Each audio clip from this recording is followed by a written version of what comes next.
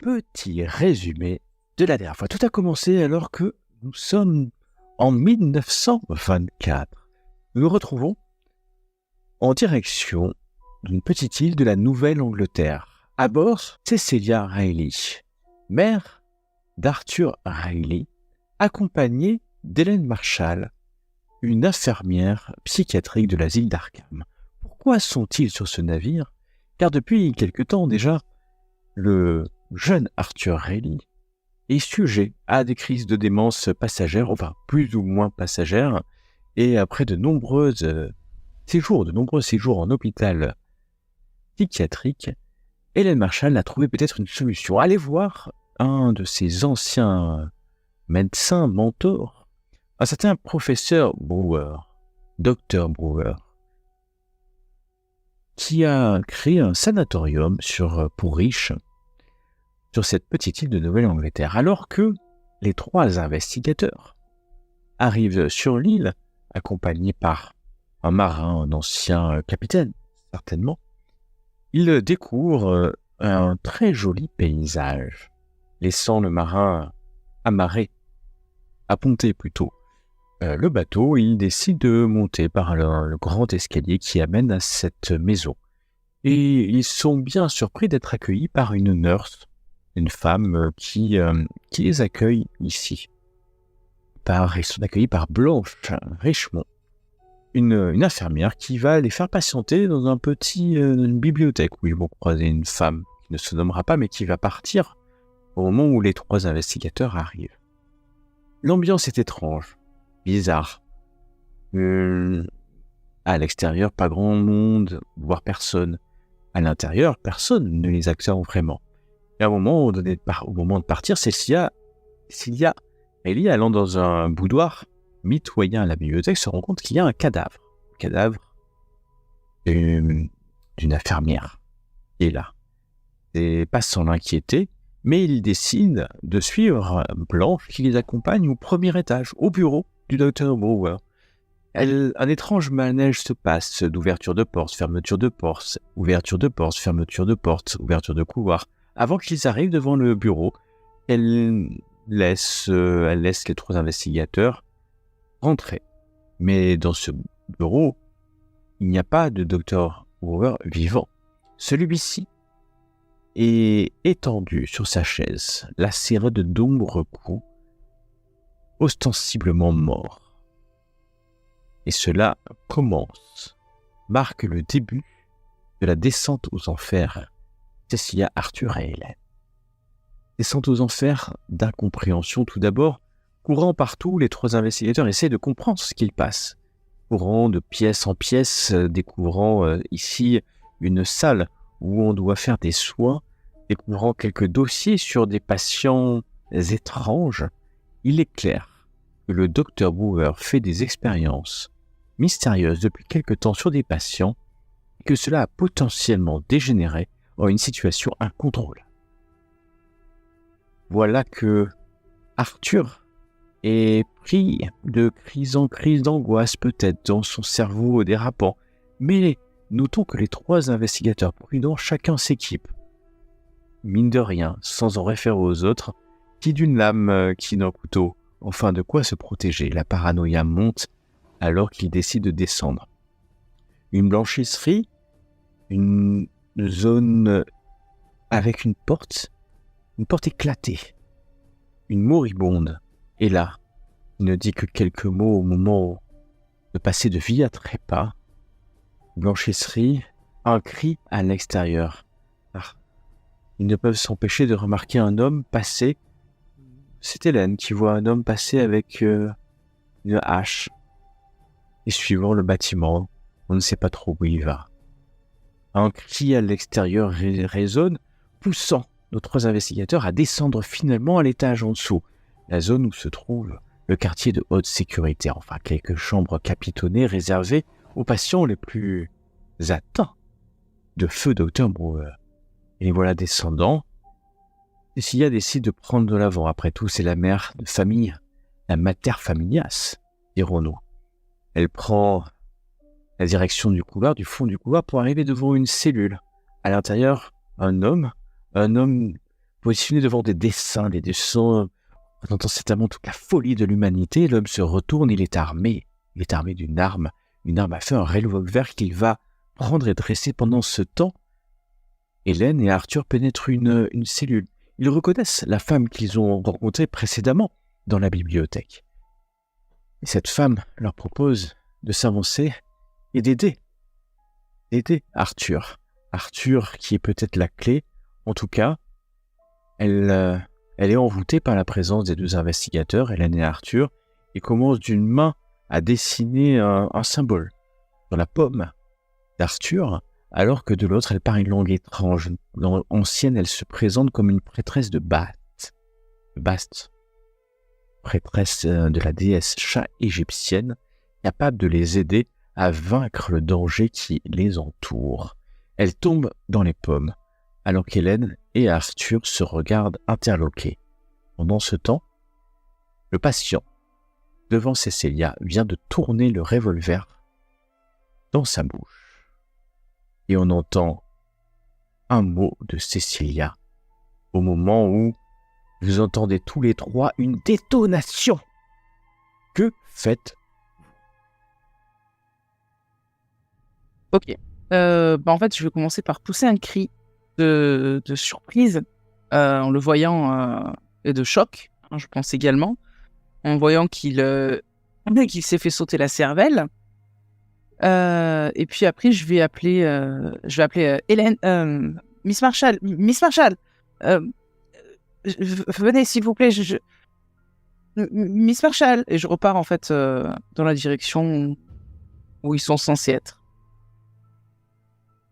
Ok, vous entendez exactement Miss Marshall, mais Marshall, alors que le corps de la femme qui est là, juste devant vous, et au sol, elle est clairement évanouie. Moi, je vais sortir pour aller voir de toute façon d'où vient le coup de feu. Pareil. Tu sors et vous tombez nez à nez avec Cécile.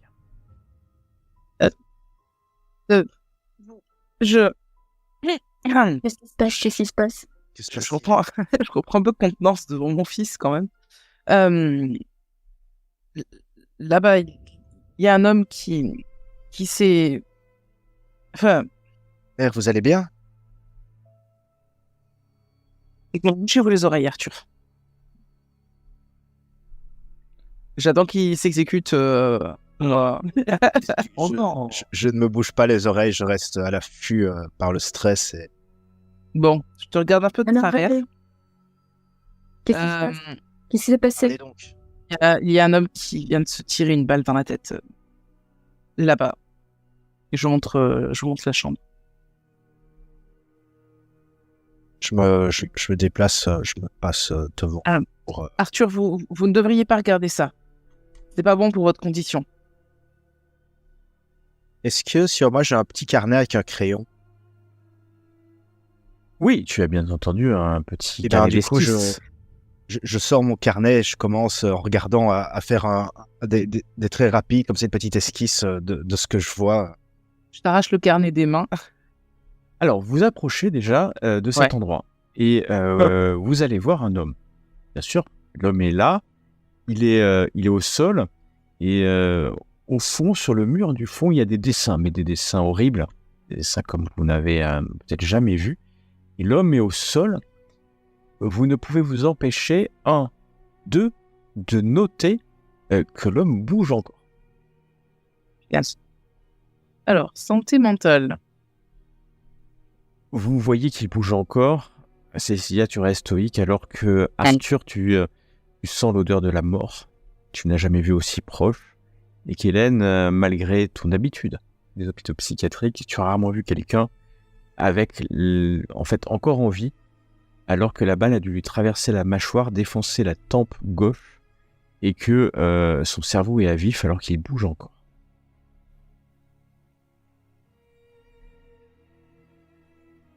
Cécilia. Je vois mon fils qui commence à griffonner sur son cahier de façon un peu frénétique des dessins. Du coup, je t'arrache le carnet et je sais même pas si je l'arrache ou si genre je mets un coup dessus, pour le faire tomber au sol.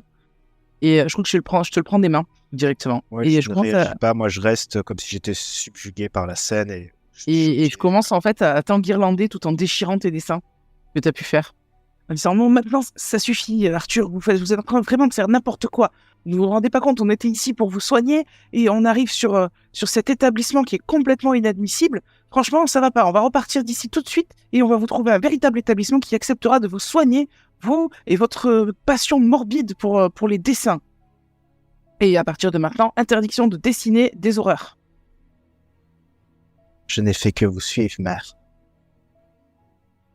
Et vous ne me répondez pas. Et je vais le pousser en fait un petit peu pour l'éloigner de la vision. Je le mets vers là. Voilà. Et j'essaie de le maintenir pour pas qu'il voit ça. Ouais. Là, Comme je suis sous le choc, je suis assez amorphe. Enfin, je n'oppose pas de résistance. Miss Marshall, ressaisissez-vous, faites quelque chose enfin. Oui, alors, je pense que là, il faut qu'on quitte les lieux. Hein, c'est pas possible. Il faut retourner sur nos pas. Il faut partir. Complètement en panique. En panique, tu es en panique comme ça. Hop. Tu viens de dire ça, Hélène. L'homme bouge encore, mais vous décidez de partir. Laissant le moribond peut-être, espérons qu'il est moribond, et pas qu'il survivra pas à ça, agonisant dans sa cellule. C'est ça que vous êtes en train de faire. C'est ça. Ouais. Vous l'entendez crier un peu, pas crier, mais il y a son cerveau qui est en train de sortir de sa boîte crânienne. Donc, Oui, on peut plus rien pour lui. Hein, c'est bon. Il faut juste qu'on pense à sauver notre peau, là. c'est ce que disent tous les lâches. La porte qui était là au fond, pardon. La porte qui était là, c'était pas une porte, c'était pas censé être une porte de sortie, non, par hasard. Là, potentiellement, ouais. Potentiellement, bon, on peut. Est-ce qu'on n'irait pas sortir peut-être par là? Ça va être la sortie la plus proche. Regardez, il y a marqué sortie au-dessus de la porte. Il y a écrit exit, si tu veux. Vous courez vers cette porte, repassant devant la cellule de l'homme agonisant. Oui, et je cache, je mets les mains en guise de hier à mon fils pour pas qu'il voit. D'accord. Je le pousse. Je suis tout le temps derrière lui. Et ben vous allez vers cette porte. Qui ouvre la porte? Si je suis devant, moi je vais l'ouvrir alors. Ouvre la porte. La porte s'ouvre en couloir, un énième couloir. C'est calme.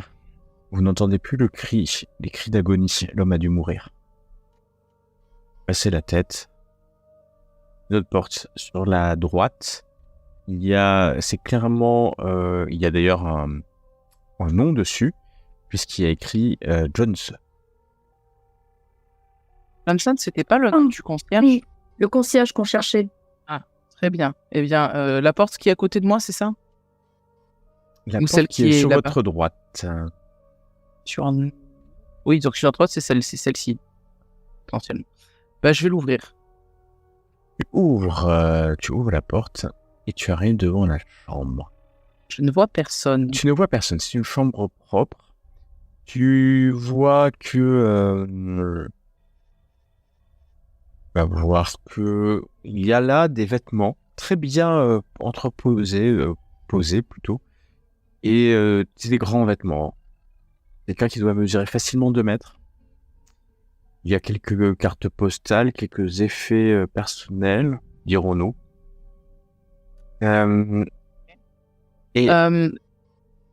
Oui, je sais qu'on le cherchait parce que a priori c'était potentiellement lui qui pouvait avoir une radio. Oui. Du coup, je vais fouiller. Je vais dire aux autres, venez, c'est a priori sa chambre. Peut-être que nous pourrons trouver une radio par ici. Cherchons. Tu vas fouiller. Ne m'enfermez pas dans la chambre.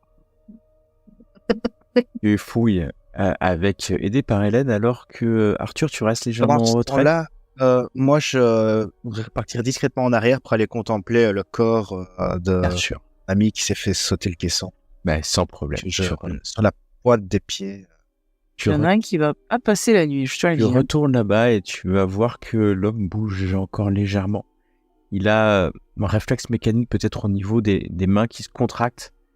et tu vois, il y a des veines quand même, puis le cerveau a l'air de palpiter légèrement. Je peux ouvrir la porte et m'approcher? Ouais, la porte est ouverte maintenant. Tu peux t'approcher, hein, alors que tu la Ah oui. pousses. Je m'approche et je me mets à genoux et je le regarde pour voir la mort de près, comme si je voulais m'en imprégner. Tu regardes cet homme, il n'a pas de camisole, hein, mais une tunique propre aux habitants, devrais-je dire, aux patients de cet endroit. Il semble pas te reconnaître, pas du tout, mais en tout cas te sentir, puisque ses yeux se tournent légèrement vers toi, et sa main qui palpite t'accroche à ton avant-bras. Il te tire comme pour t'amener à lui et t'amener jusqu'à... Tu vois vraiment son cerveau, hein, sa boîte crânienne est fendue. La balle a dû arracher une partie de sa mâchoire. Les tympans, il ne doit plus rien entendre. Et... Je ne l'ai pas fait rentrer. J'aurais jamais fait une chose pareille. Je l'ai appelé, j'ai fait la porte. Mais quand je l'ai vu, j'ai pas pu lui venir en aide. C'est l'autre qui l'aide maintenant. C'est de sa faute, on va tous mourir. On va tous mourir. Et tu sens des gouttes de sang qui jaillissent de sa bouche pour venir vers ton front, puis recouvert de quelques taches qui semblent dessiner des formes non euclidiennes sur ton visage.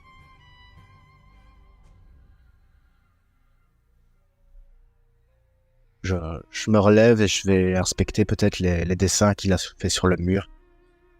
Commence à inspecter et nous allons revenir à ta mère et à ton infirmière qui ignore le fait que tu es retourné voir ce cadavre, hein, maintenant que c'est un cadavre. Hélène, Cécilia, vous fouillez cette pièce, rien de particulier de prime abord, mais c'est bizarre, Hélène, tu vois que il y a quelque chose sous ces draps. Le lit n'est pas vide, semble-t-il. Et donc, je m'approche du lit, j'essaye de soulever le drap pour voir ce qu'il y a en dessous. Mais bien sûr, tu soulèves le drap. La première chose que tu vois, c'est un cerveau. Des yeux. Tiens. Une langue peut-être. Tout ce qu'il y a ici. Un cerveau, 2 yeux et une langue. Ils sont lovés dans ce lit. Tu as un moment de recul quand même. Ça m'est arrivé aussi. Tu Voilà. restes stoïque devant ça. Oui. Après tout, ce ne sont que des organes, mais humains.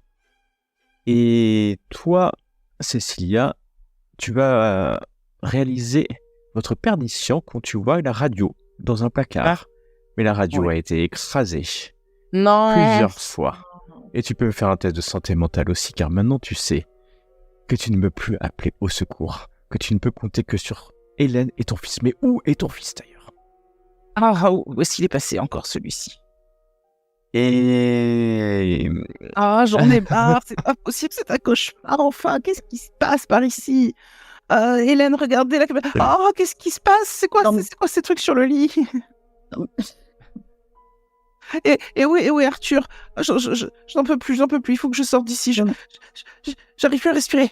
Calmez-vous. Venez avec moi. Est-ce que... Où est-il? Attendez, on va le trouver. Venez. Arthur? Arthur n'est pas là. Il n'est ni à gauche, ni tout droit, ni à droite. Arthur a disparu. Ah non. Arthur is missing. C'est vrai. Essayez de le retrouver, s'il vous plaît. Je vais rester là un instant. Oui. J'ai besoin de... Oui, bien sûr. Donc, j'essaye de revenir sur nos pas pour... Cécilia a essayer des de trouver. tremblements, hein, tu la vois hyper stressée. Oui. Et Restez là. Je vais le chercher. Je vais le trouver. Oui.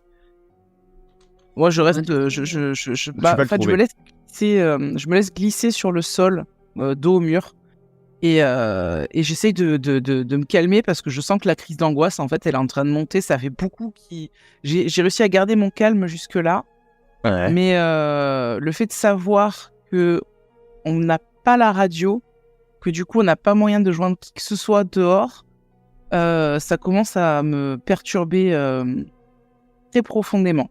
Et de pas trouver mon fils, ça m'énerve aussi. Dès que je reprends un peu mon souffle, je vais partir à sa recherche aussi. Ok. En tout cas, Hélène, tu vois que Arthur est là. Il est dans cette pièce. Oui. L'homme est mort. Arthur est en train de regarder ses dessins. Quand tu les vois devant, t'as l'impression que ça fait un cercle. Comme une espèce de trou, de tunnel peut-être, mais dessiné dans le mur. Et Arthur est fasciné, je pense. Cela... Arthur, venez. Qu'est-ce que vous faites là? Votre mère vous cherche, elle est en panique. Faut qu'on la reprenne et qu'on parte d'ici. Venez Arthur, donnez-moi la main. Je réponds pas, comme si j'essayais un peu de l'ignorer. Je pense que je mets mes mains sur le dessin, comme ça je le parcours, comme si j'essayais de m'en imprégner.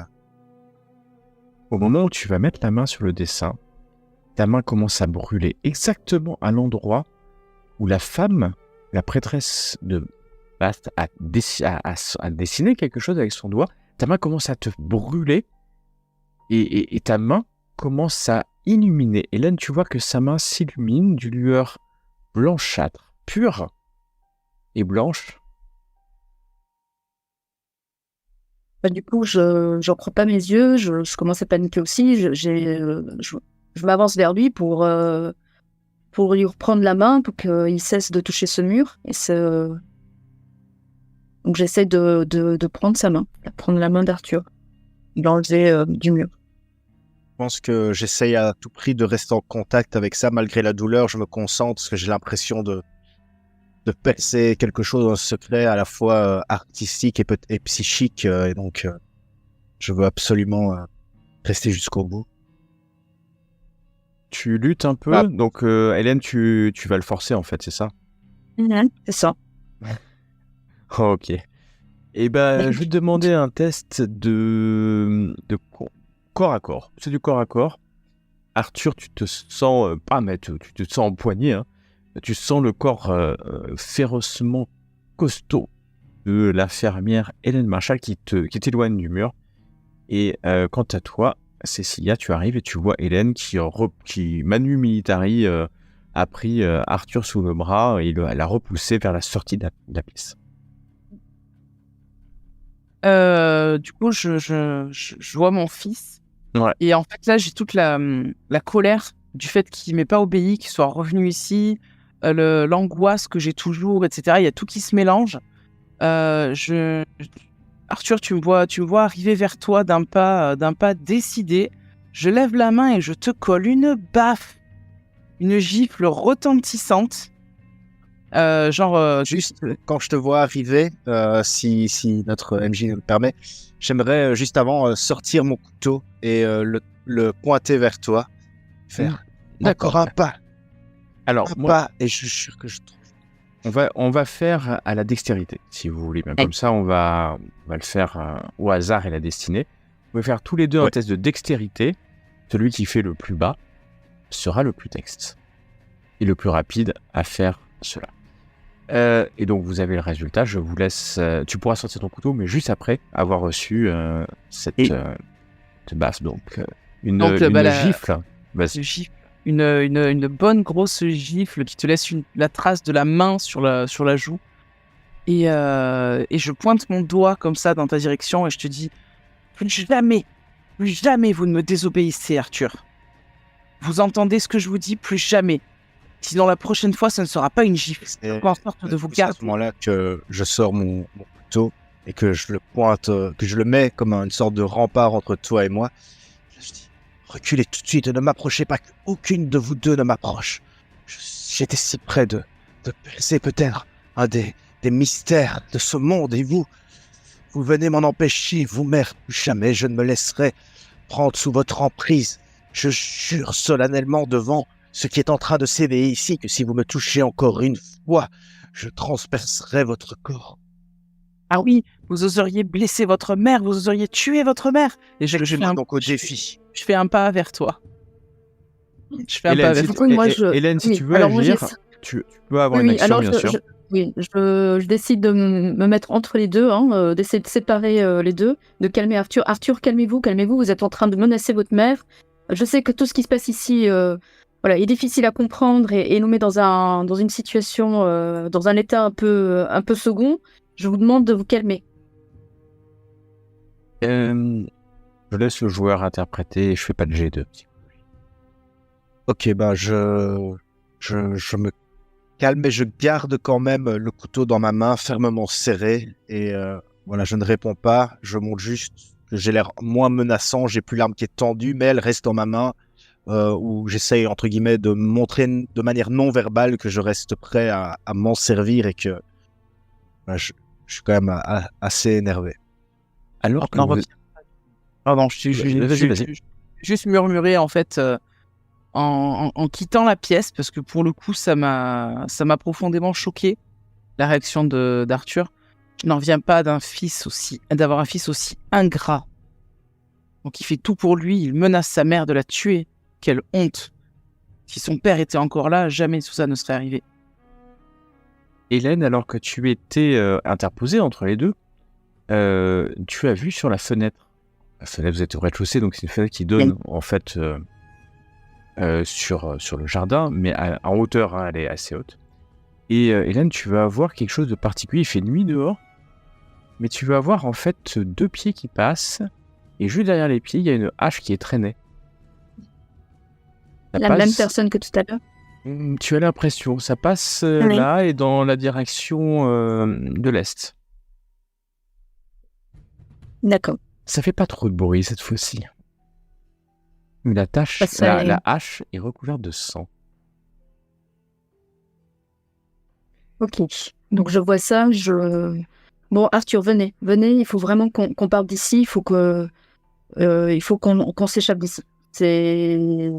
Je sens que ça va empirer. La situation va empirer. Il faut vraiment que maintenant on reprenne nos esprits et qu'on essaie de trouver une sortie. J'hésite. Vous hésitez. Je crois que je retourne derrière et je remets ma main sur... Ok, d'accord. C'est très bien. Bah oui. On n'est pas rendu, hein. Ouais, bon. Il n'y avait pas à l'étage quelque part des médicaments, quelque chose pour assommer un petit peu. Des médicaments, mais on n'avait pas réussi à trouver quoi que ce soit, je crois. Bon, non, Arthur, alors j'essaie d'utiliser une de mes compétences empathie, d'essayer de le raisonner. Alors, est-ce que je dois voir ça quelque part? Oui, alors tu Mon peux charme. effectivement, tu vas passer quelques instants à laisser le calmer. Tu le connais? Tu le connais suffisamment pour que je te donne un des bonus. Désolé Arthur, mais elle te soigne depuis longtemps. Donc, alors, nous allons avoir droit à une réussite extrême. Pas du tout. Je suis votre obligé. Que puis-je faire? Franchement, je vais te demander des cours pour arriver à me faire obéir par lui. C'est ça. Mais peut-être que c'est la gentillesse. Pour ça, laissez-moi passer un coup de cirage de fille. Donc, Arthur, tu entends les mots à la fois convaincants, doux, mais fermes d'Hélène. Ouais. Du coup, je range carrément ma lame alors dedans, parce que vu les mots qu'elle a trouvés, je pense que là, ils sont vraiment extrêmement convaincants. Donc, je vais peut-être pas jusqu'à lâcher mon arme, vu les circonstances, mais en tout cas, je la range. Et je montre vraiment un signe d'apaisement et peut-être même d'une certaine soumission, comme un enfant pourrait l'être face à une autorité comme une infirmière ou quoi, ou une institutrice, quoi, vraiment. Je m'en remets à toi et tout de suite, on pourrait presque me donner physiquement peut-être 10 ans de moins directement, ne serait-ce que par ma posture qui se laisse dominer. Et voilà. Hélène, tu as sous ta domination, entre guillemets, sous ton contrôle plutôt bienveillant, Arthur. Oui, très bien. Donc l'idée, c'est effectivement de le prendre et de le guider vers la sortie. Oh, ok. En instant... Ouais. Vas-y. Non, pour qu'on puisse réfléchir à la suite. Eh ben, tu vas dans le couloir et Cécilia, toi, tu as décidé de partir un peu plus loin. Oui, moi j'ai Euh, décidé, puisque mon fils ne voulait pas de mon aide, visiblement, Ouais. qu'il m'a rejeté complètement, j'ai décidé d'aller trouver cette fichue sortie Eh ben, il y a un escalier devant moi-même. toi. Il remonte certainement au rez-de-chaussée. Et ouais. Et la porte là, est-ce qu'il y a un symbole, un truc? Alors, c'est la chaudière, mais c'est fermé à clé. Et tu Très entends la bien. chaudière cracher mille feux. Elle n'est pas Mm. arrêtée. Je vais les attendre en bas des escaliers. Très bien. Ben donc, on se rapproche de toi. Hop, si j'arrive. Vous avez réussi à mon grand dadé de fils? Oui, oui, oui. Mais on va essayer de rester calme et de trouver cette sortie. Très bien. On monte à l'étage.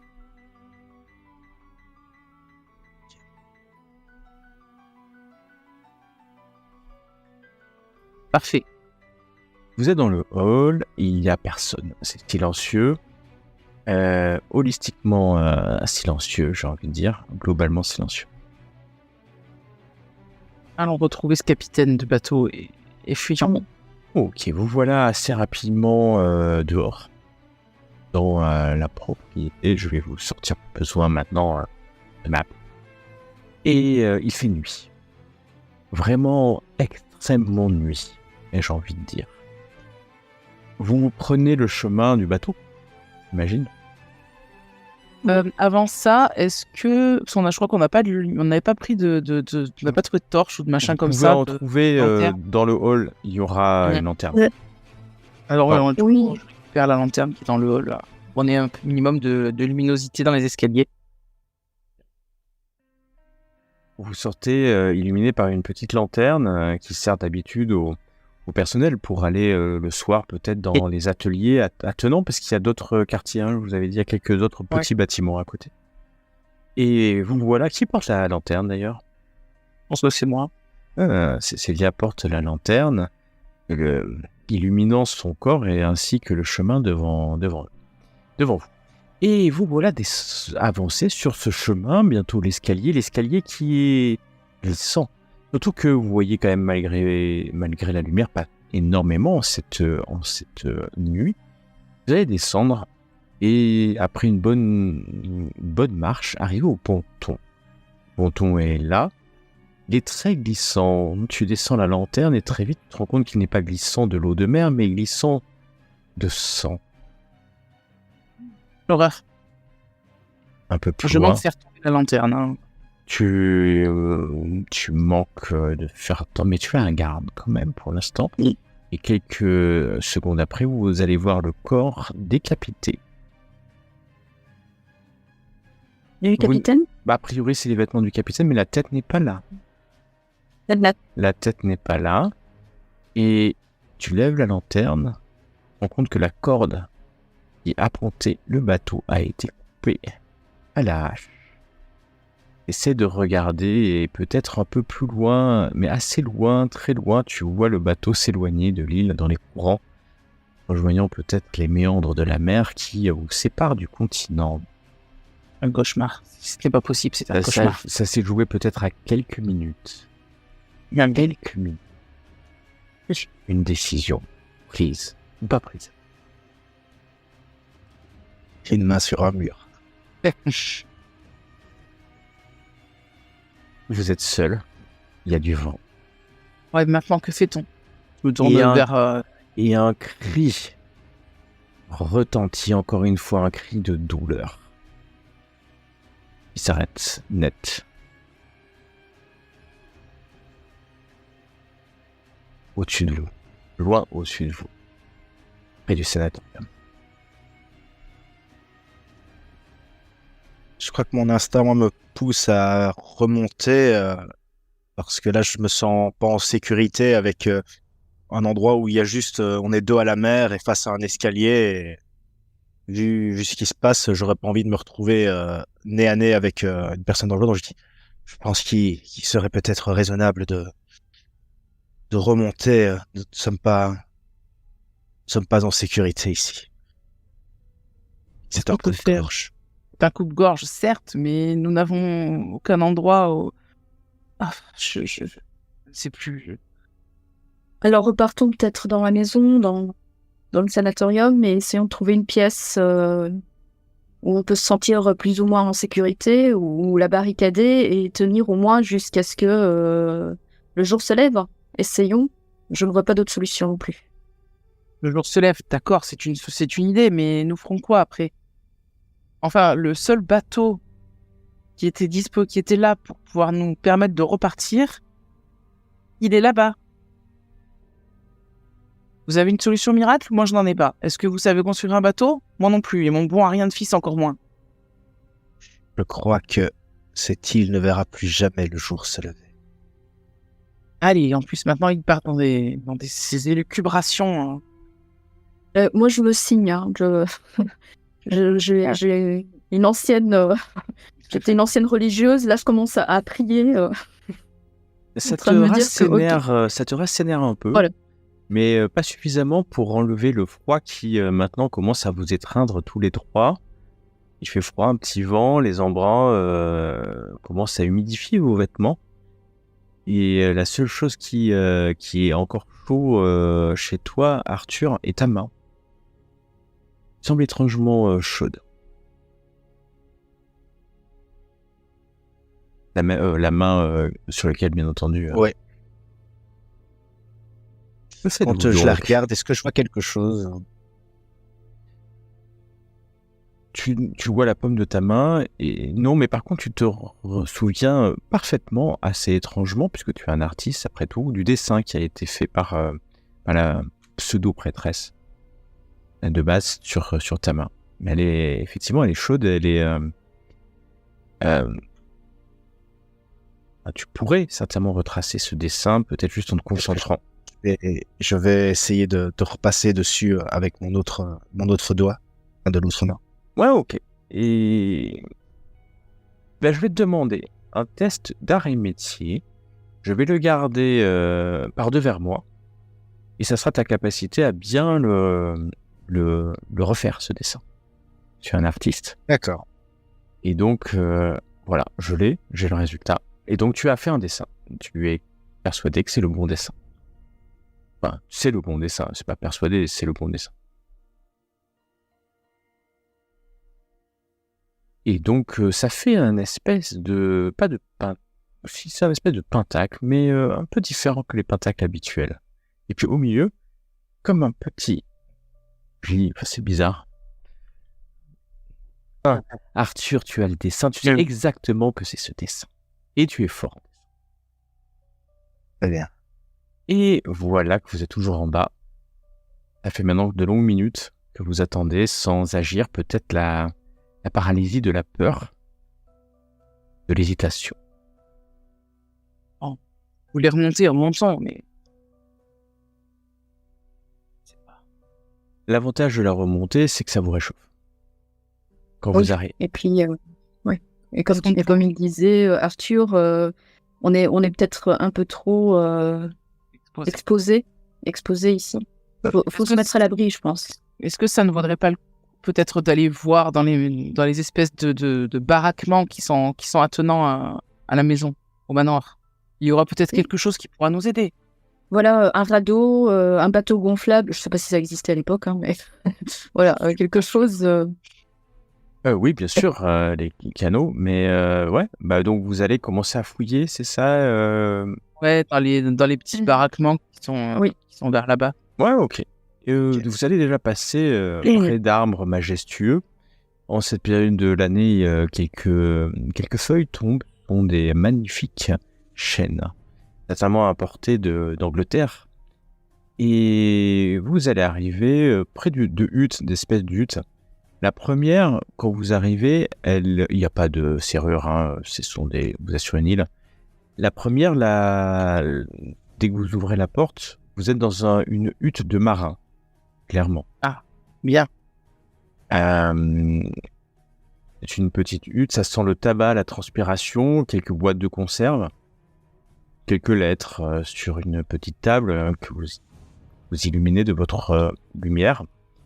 Et il y en a une, d'ailleurs, qui attire votre attention, puisque vous vous allez la trouver. Alors, vous allez...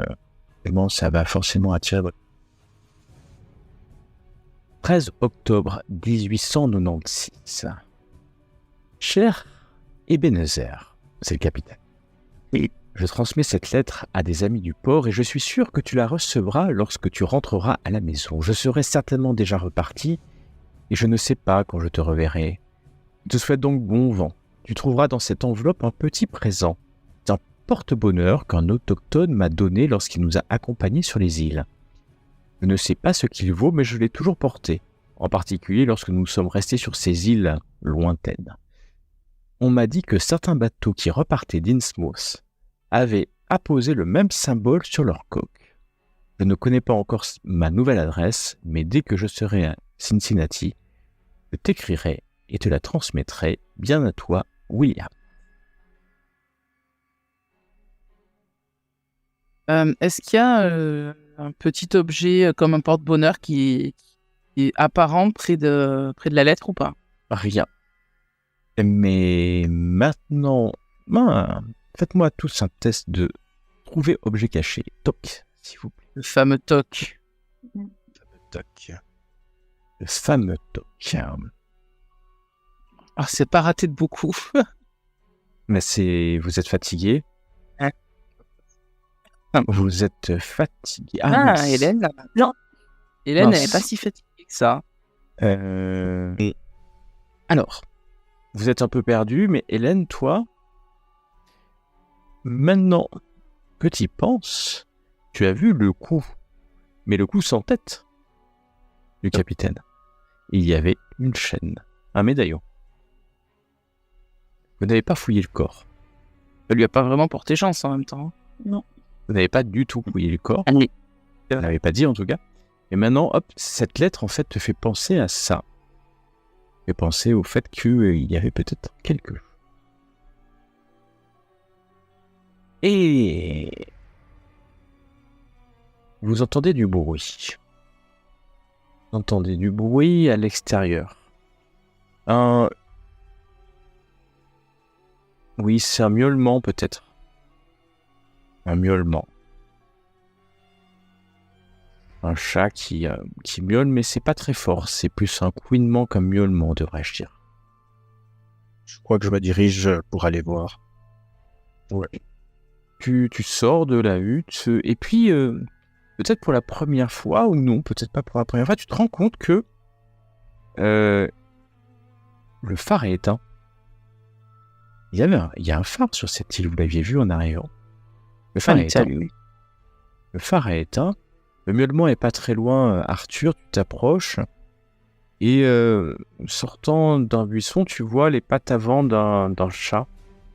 Le chat essaie d'avancer, mais c'est bizarre. Pourquoi il n'est pas à quatre pattes? Il a l'air de ramper, il sort du buisson. Et tu vois que ses pattes arrière ont été dévorées. Oui.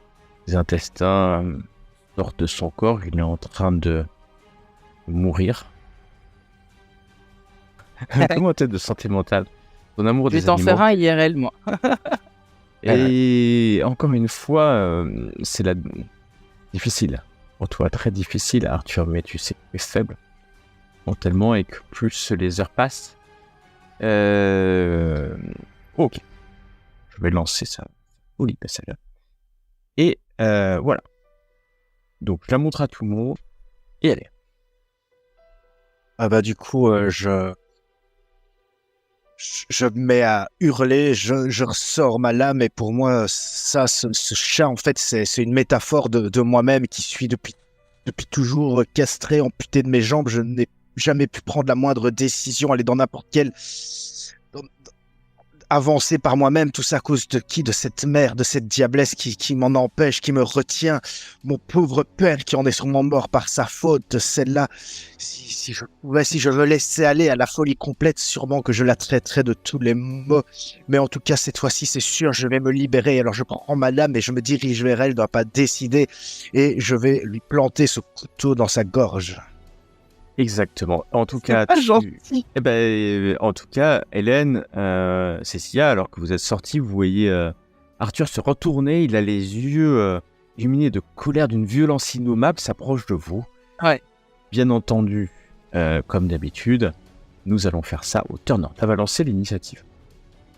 C'est la dextérité, hein, non. Et ça tombe bien. Ou pas. Donc, c'est Arthur le plus dex d'entre vous. Il est pris en plus par la violence. J'aurais même rajouté un petit bonus. Et donc, on va agir dans cet ordre-là. Arthur va agir le premier. Et donc, tu t'avances, hein, c'est ton action, et tu vas pointer ici, pointer le cou de ta mère. C'est ça. Exactement. Donc, tu la vises, et tu vas la targeter. Donc, ta cible, c'est bien Cecilia Riley, que vous voyez normalement là. Et tu fais ton combat rapproché. Tu cliques sur combat rapproché. Tu n'es pas le meilleur du monde au couteau de cuisine. Je dois cliquer en plus sur ta. Donc, tu ne touches pas. Ce qui fait qu'elle ne peut pas ni esquiver rien. C'est pas la peine qu'elle tente d'esquiver. Ouais. Tu donnes un coup. Le coup, peut-être brusque, passe à côté. Et c'est à Cecilia d'agir. Je pense que je vais pas réagir en fait, parce que je suis sous le choc de le voir comme ça, et la seule réaction que je vais peut-être avoir, c'était mais Arthur, enfin, et c'est tout. Ok, Hélène, que fais-tu face à cet acte de matricide Alors, j'essaie de m'interposer, comme tout à l'heure. Et oui, j'essaie de retenir Arthur pour qu'il ne... Donc, ce que tu vas faire là, c'est une manœuvre. C'est-à-dire, c'est une manœuvre au sens de tout. C'est l'empoigner pour l'empêcher d'agir. Hein.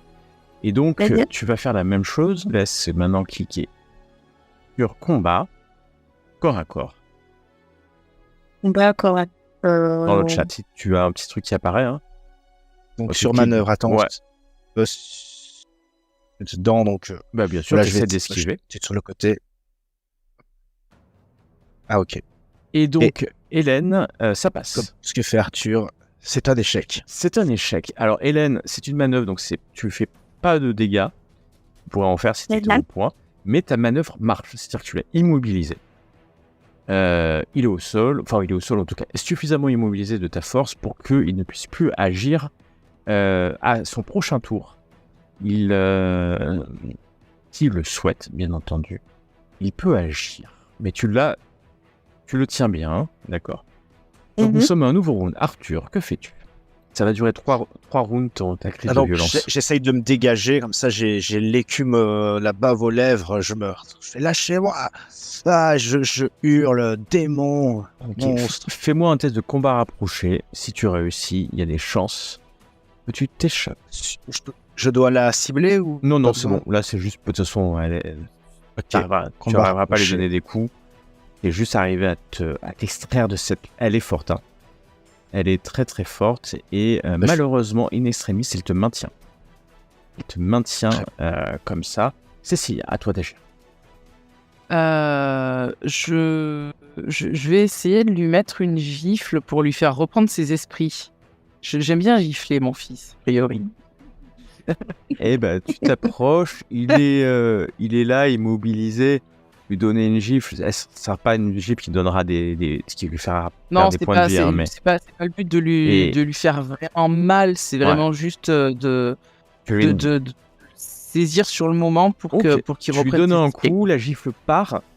Arthur, ta folie passagère est doublée de temps. D'accord. Ah, du coup, je me mets encore plus à hurler. Je donne tout ce que je peux pour me dégager. Là, je vais faire tout ce qui est en mon pouvoir pour... Je comprends, mais Hélène est forte et Hélène est là. Toi, tu le maîtrises. Hélène, il n'y a pas de sujet. Si tu me réussis encore un combat rapproché, il ne pourra plus bouger. Tu le maintiendras tellement que tu as l'habitude d'immobiliser des fous furieux. Quoi qu'il fasse, il ne pourra plus bouger. Tu lui fais une clé ou quelque chose comme ça, le temps que toi, tu le souhaites. Non seulement tu lui fais une clé, mais en fait, Arthur, tu sens la force d'Hélène qui te met au sol. Elle tire ton bras droit derrière toi, tu le colle sur le dos et met son genou sur ta nuque. Tu as la tête dans l'herbe, dans la boue. Tu hurles, mais tu es incapable de bouger. ta folie va durer encore plus longtemps parce qu'en plus, elle te maîtrise. Ça va être de longues minutes où Hélène, tu vas l'entendre hurler comme ça jusqu'à ce que, à moins que vous fassiez autre chose, Arthur, tu vas reprendre tes esprits face à cette impuissance. J'essaie de raisonner. D'accord. Je voulais juste demander, est-ce que comme je suis démon, est-ce qu'on pourrait peut-être, j'essaie probablement, même si je ne sais que je ne pourrais plus me dégager, peut-être je me disais que je me peut-être déboîterais bien, voire me casserais bien l'épaule par rapport à la folie, ou comme je suis tenu, Bien je sûr. peux probablement essayer de continuer, et la clé peut-être que je vais aller jusqu'à m'auto-mutiler presque volontairement, juste pour te montrer, regarde, par ta faute, je n'arrive Très pas bien. à me venger, et en plus tu me brises l'épaule. T'essayes et ça va être sur ta force. Et bon, à un moment donné, tu sens qu'il se démène tellement, Hélène, que son épaule se déboîte. C'est peut-être cette souffrance, Arthur, qui va te faire réaliser que tout cela est vain, que ta mère castratrice a encore gagné, mais que jusqu'à la prochaine fois, il faudra que tu te calmes. Jusqu'à la prochaine fois. Le silence retombe. Juste le halètement des corps, de la force physique. Vous venez quasiment de vous entretuer. Vous réalisez cela.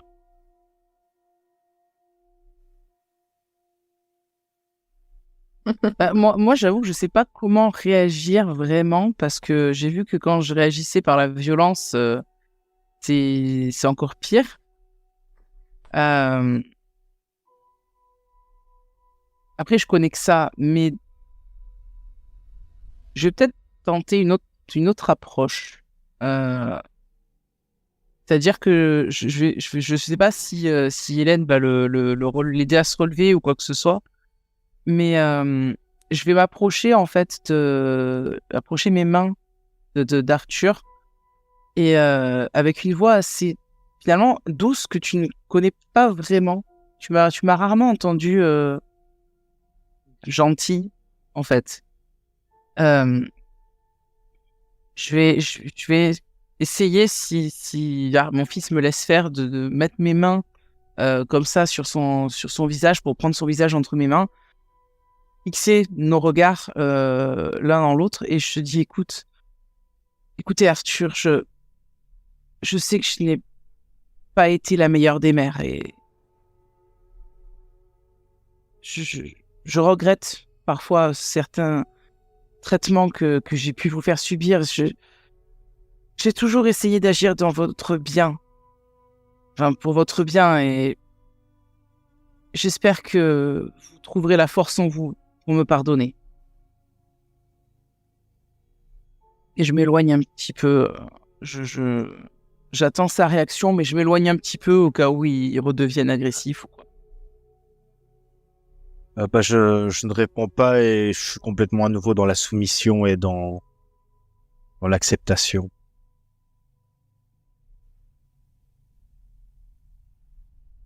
Hélène, souhaites-tu intervenir au milieu de cette scène familiale?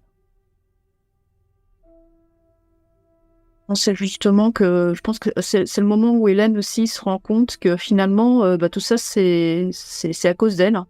Parce que c'est elle qui a proposé de venir sur cette île et elle a peut-être quand même un gros pincement au cœur de voir cette mère et ce fils déjà qui ne s'entendaient pas bien juste avant d'arriver sur l'île, en arriver là. Ouais, je pense qu'elle se sent coupable et démunie et voilà, et on ne voit aucune issue. Comment pouvoir les sauver? Elle qui veut toujours bien faire et aider les gens, elle se dit mais tiens, j'ai finalement fait pire en les amenant ici sur cette île. Donc elle est un peu abattue là. C'est exactement le sentiment que Hélène a. L'abattement. Cécilia, c'est légèrement parti, mais c'est elle qui a la lanterne. Vous laissant tous les deux Arthur encore pantelant et douloureux. Hein. Arthur, tu as mal. Hein. Oublie pas que...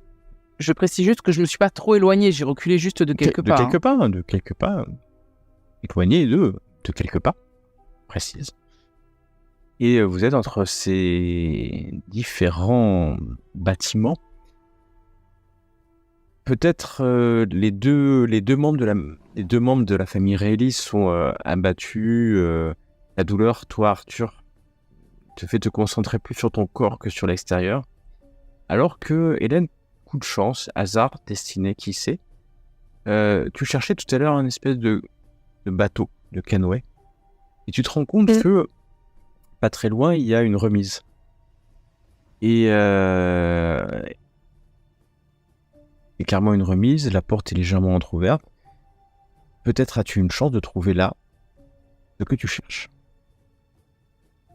Très bien, donc je me dirige vers cette remise.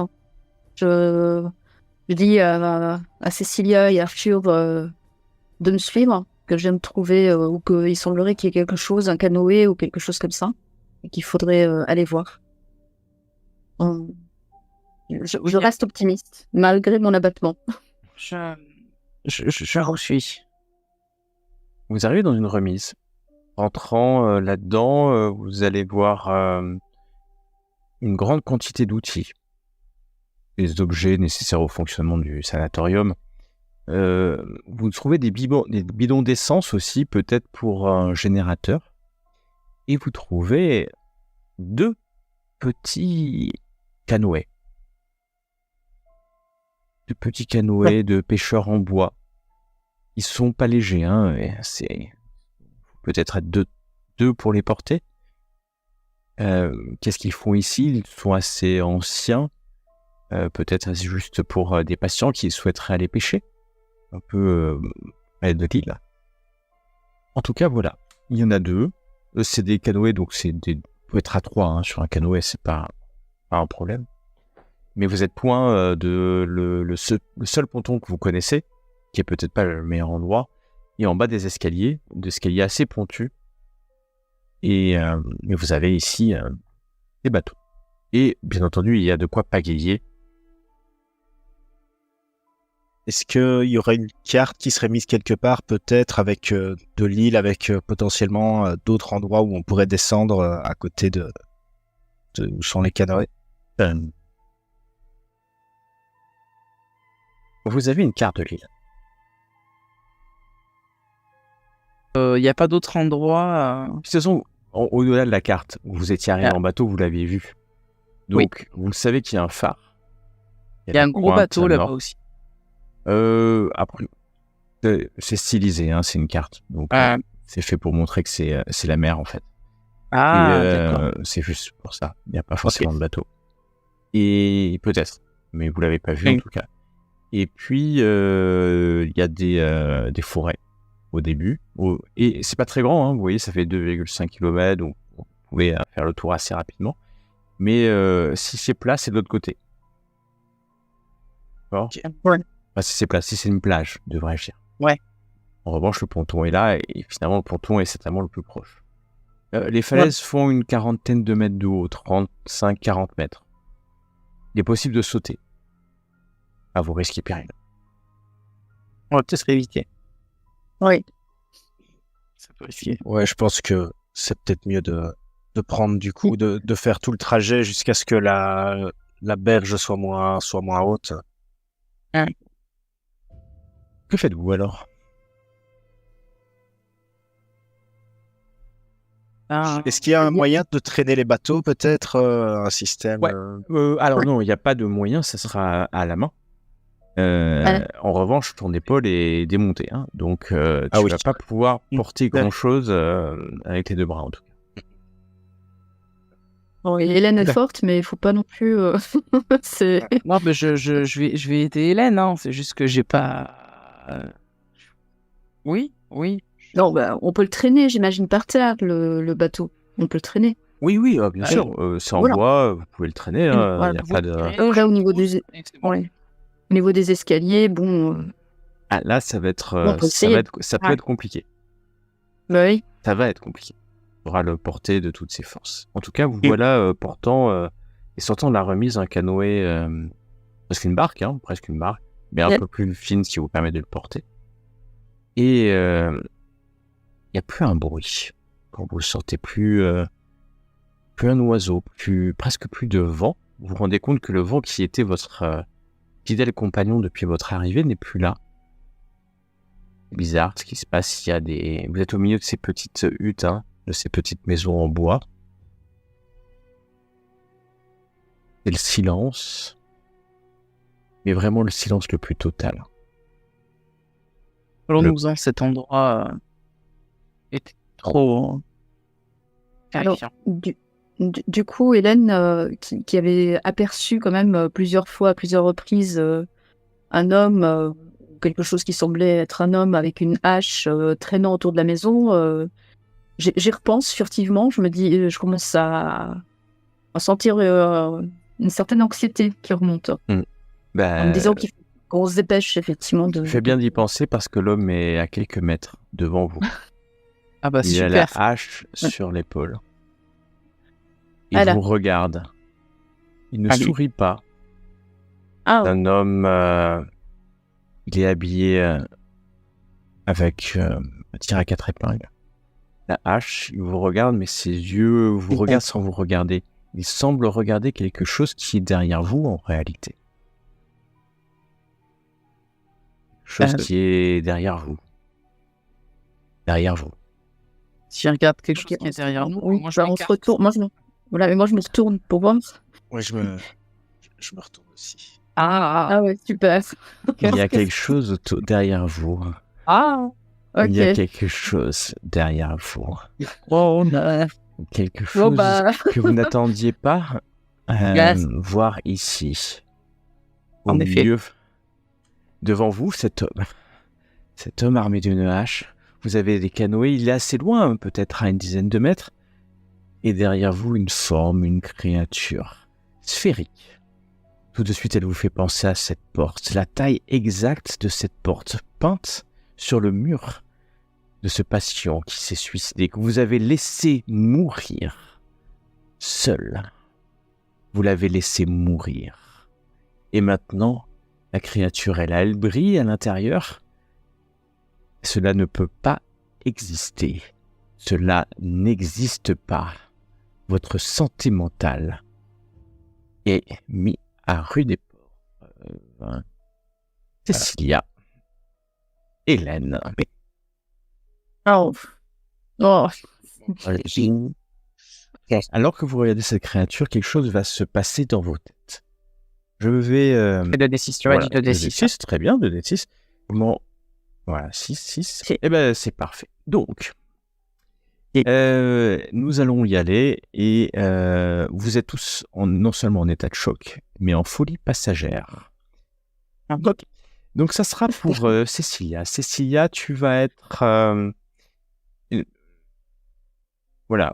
Alors, Tu vas... Vas-y, je te laisse. Tu vas devoir interpréter. ouais. Alors, attends.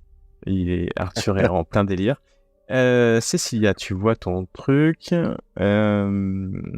Ça va être pour Arthur, celui que j'ai montré. Ah bah c'est le même, mais c'est comme ça, c'est le hasard hein, et la destinée. Et le dernier, ça va être pour Hélène, qui, vous êtes en état de choc. On va le faire dans cet ordre-là. On va commencer par Hélène. Que fais-tu ? Enfin, que fais-tu ? Tu es en état de choc. La fuite est ta seule solution. Oui, bon, alors moi, comment dire, vu l'état de choc, vu la situation, je pars en courant, j'essaie même pas de prendre le canoë ou quoi que ce soit Mais d'autre. tu vas vers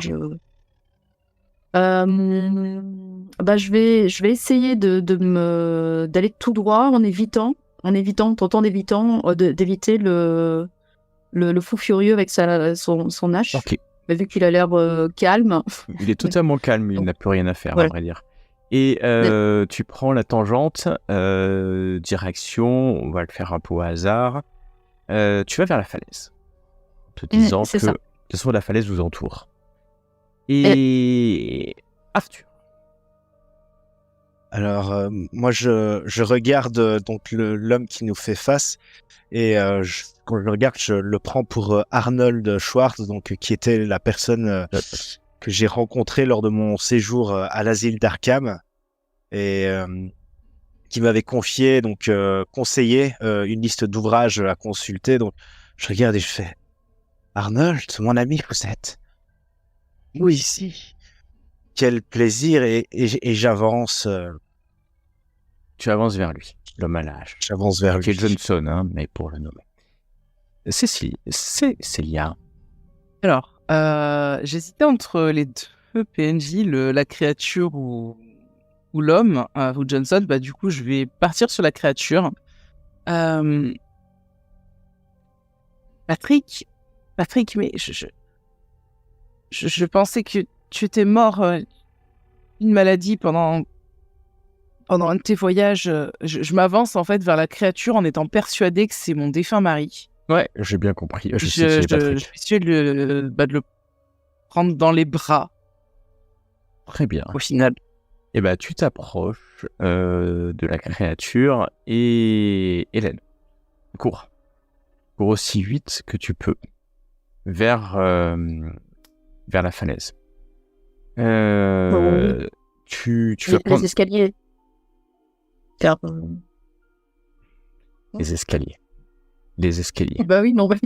Ouais, les escaliers. Les escaliers. Tu vois les escaliers, tu ne te regardes même pas ce qui se passe derrière. Arthur, tu t'approches de l'homme qui te regarde impassible. Il ne te parle pas, enfin, c'est pas l'homme, tu le connais. C'est pas ton ami. C'est peut-être que tu peux le considérer comme un ami, mais ce lettré qui t'a donné tant d'informations. Et il regarde ce qui est en train de se passer derrière toi, silencieusement, te mettant la main sur l'épaule. C'est bizarre qu'il ait une hache quand même, hein, mais il est calme. Il est calme. Il n'y a pas de saison pour couper du bois. C'est Célia, t'es retourné, ton mari est là. T'approches de lui presque pour l'embrasser, et tu l'embrasses. Il t'étreint, rentre en lui. Ton corps se dissout dans ton mari. À jamais, tu pourras retrouver ton mari. À jamais, tu vivras fondu dans son corps. Tu pousses quand même un cri de douleur. Ah ouais, là. Arthur, tu entends ce cri de douleur de ta mère, c'est la libération. Tu te retournes, tu vois ta mère disparaître dans un corps d'une créature inhumaine. Te réveille. L'homme à la hache est là. Il va lever sa hache vers toi. Hélène, tu cours. Descends les escaliers. À toute allure. Ça fait maintenant peut-être une minute que tu cours. Te calme. Que fais-tu au milieu d'escaliers? Pourquoi tu as fui? Tu es seul au milieu de ces escaliers. Alors, je me suis souvenu pendant ma course qu'il y avait donc le capitaine décapité, mais peut-être avec son... autour du cou, il avait ce porte-bonheur, ce symbole. Donc j'essaye de retrouver le capitaine et de me saisir de ce porte-bonheur. Tu vas continuer à descendre et je vais revenir à Arthur. Arthur, tu es là, l'homme a levé sa hache, mais calmement, car il voit que tu es comme un agneau venu se rendre à lui pour être exécuté. Il lève sa hache, mais tu as conscience de ce qui est en train de se passer. La mort de ta mère t'a réveillé, a révélé la réalité de ce qui est en train de se passer. La folie qui s'empare de toi. Je ne réagis pas, je me laisse aller. Je me dis que peut-être que pour une fois, enfin, je suis maître de mon destin. Et je décide de me laisser faire, me libérant finalement de cette vie de souffrance.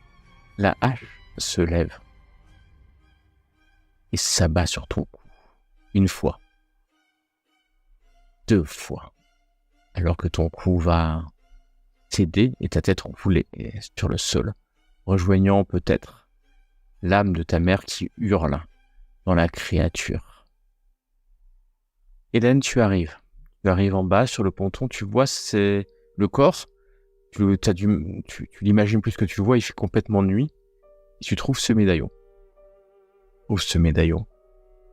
Une espèce de pentacle avec une espèce de bougie au milieu de ce pentacle.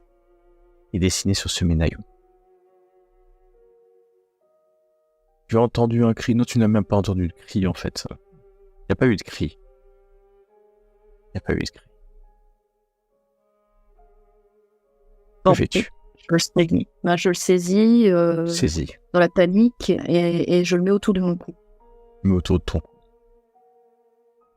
Et je Alors, comme j'ai dit, ancienne religieuse, etc., je me mets à genoux et je fais une prière. Je ne regarde pas derrière moi. Et tu fais une Je prière. ferme les yeux. Ouais. Tu fermes les yeux, mais tu entends que quelqu'un est en train de marcher dans les escaliers. Elle sait nager, Hélène? Ouais, bah oui, un peu, oui. Ouais, voilà. Tu plonges. Bah écoute, à, à mourir, peut-être que je préfère effectivement me Ok. noyer. Me noyer que... Plonge dans l'eau, sentant la froideur de la mer, hein, enfin c'est l'Atlantique, hein, c'est quand même peu froid. Et je vais te demander un test de pouvoir. Tu vas réussir ton test de pouvoir. Et l'épilogue est là. Nous ne sommes plus là, nous sommes ailleurs. Hélène, tu vas te réveiller. Tu es sur une plage, au milieu de rochers. Tu es transdit de froid. Tu ne sais pas ce qui s'est passé, tu ne sens juste la chaleur du médaillon sur ton cou. Tu lèves la tête, c'est le matin, c'est le jour. Tu entends au loin et un bruit, tu désespères de voir peut-être encore sur l'île un homme à la hache arriver, et tu vois un jeune garçon tirant derrière lui une vache, un fermier. Tu es sur le continent. Quelques jours plus tard, après que tu aies averti les forces de l'ordre de ce qui s'est passé au sanatorium, enfin quelques heures plus tard, pardon, un bateau va partir avec le shérif du comté ainsi que quelques hommes. Ils reviendront pour expliquer que le sanatorium a brûlé complètement. Quelques semaines plus tard, Hélène, alors que tu essaies de réaliser ce qui s'est passé et que tu découvres que aucun des corps de l'île qui était sur l'île a été découvert, peut-être tous brûlés dans l'incendie, tu vas entendre, tu vas lire dans un journal une information. Une information qui ne te laissera aucun doute de ce que tu as vu ce soir-là dans l'île du Dr Brewer. Dans une ferme, non loin d'Arkham, un jeune enfant raconte avoir vu une sphère remplie d'une multitude d'yeux brillants. La fin. Le scénario.